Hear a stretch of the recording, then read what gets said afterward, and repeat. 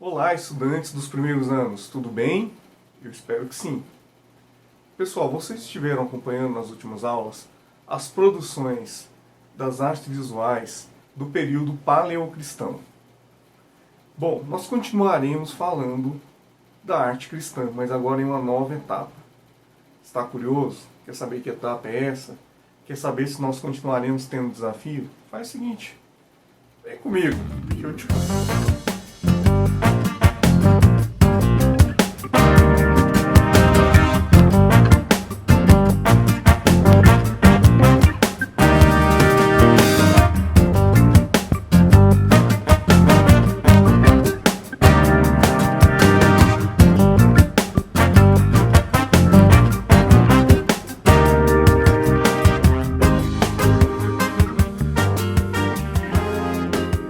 Bom, pessoal, como eu falei, nós vamos falar de uma nova etapa da produção nas artes visuais da arte cristã. Nós iremos falar sobre o período bizantino, sobre a arte produzida no período bizantino. E mais especificamente, das artes visuais produzidas no período bizantino. Tá? Eu disse que muda, que algo muda. E essa mudança que ocorre deve-se a Constantino I, que nesse momento, vendo o Império enfraquecido primeiro e sendo pressionado pelos cristãos da época, que começavam a ganhar influência no Império Romano, assina o Edito de Milão. O que muda nas artes visuais o Edito de Milão? Está apenas concedendo liberdade de culto para as pessoas. O que muda? Muda que a partir de agora, se existe uma religião que pode ser praticada, ela precisará de um lugar. E a partir do momento que precisa de um lugar, motinho.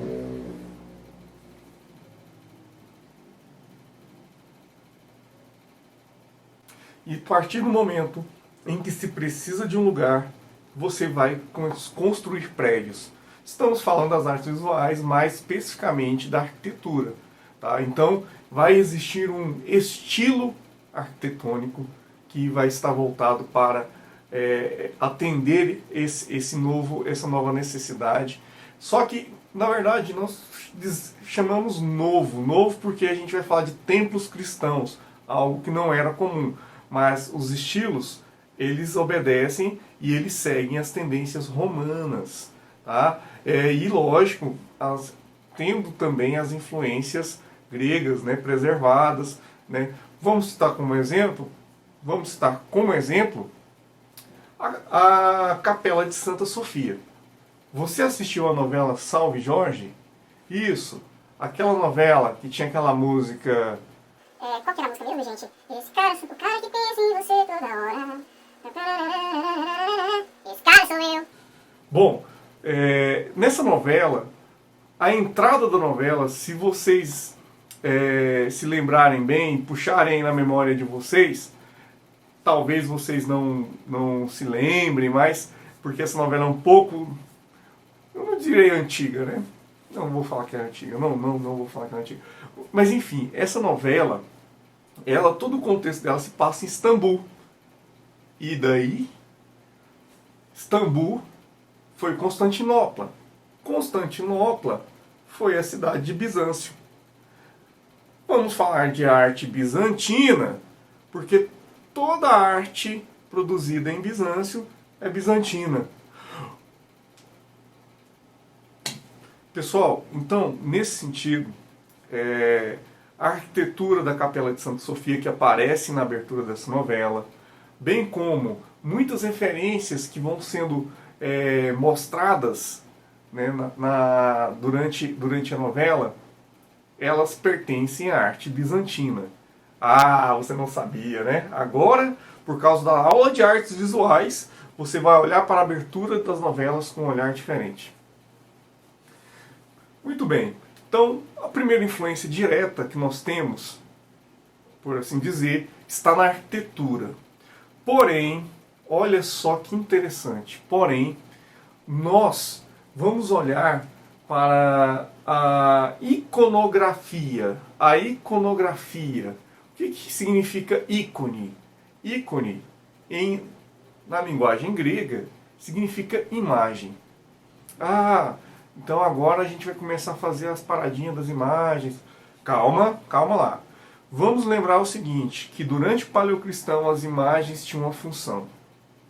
Demarcar, colocar a simbologia dos primeiros anos, né, que persiste inclusive até os dias de hoje.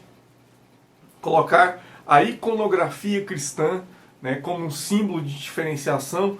Por exemplo, a cruz significa o sacrifício de Cristo.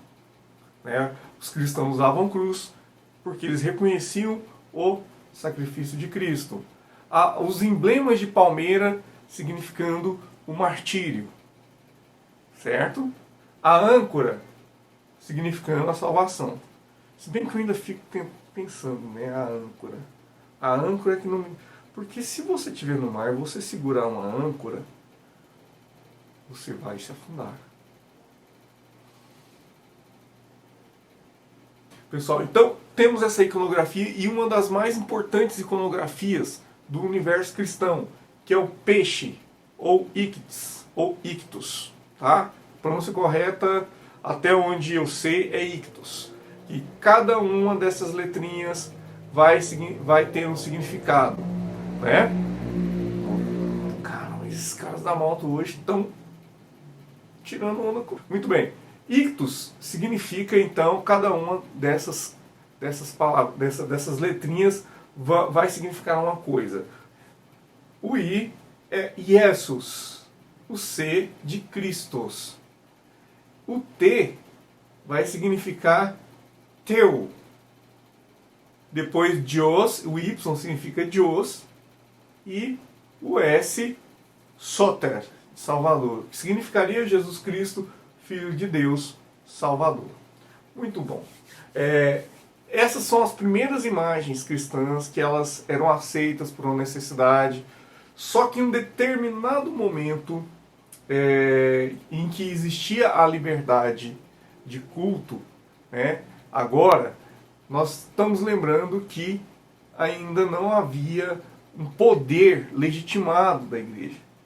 Pois é, Constantino deu liberdade de culto, mas quem promove o casamento entre Estado e igreja é, na verdade, Justiniano I, tá? Que vai então promover essa união entre o Estado, né, e através de uma aliança que ele faz com a igreja, ele fortalece o cristianismo a ponto de depois nós termos papas que são também imperadores. Certo? Beleza. E no primeiro momento, como nós estávamos falando de imagem, acreditem, a igreja não via as imagens com bons olhos. Tá? A igreja não via as imagens, principalmente as estátuas. As estátuas não eram vistas com bons olhos. E nem com maus. Não era para ninguém. Por que não? Por que se tinha um problema com as imagens? Porque tudo aquilo que estava sendo representado representava o mundo natural. Não tinha ligação com o espiritual. E outra coisa, o sagrado também, né, ainda estava voltado, quando a gente fala de status, para o universo não cristão. E isso não era muito legal. Ah, mas e as imagens? Então como é que a gente vai ter artes visuais num lugar desse? Como? Como? Mas como? Simples. Calma. Acho que não é tão simples, na verdade, né? O Papa Gregório Magnus, ok? Ele começa, então, a defender o uso da imagem. Começa a defender o uso da imagem por um motivo que não é muito legal. Mas que bom, então, pelo menos ele defendeu o uso da imagem. Por que eu digo que não é muito legal?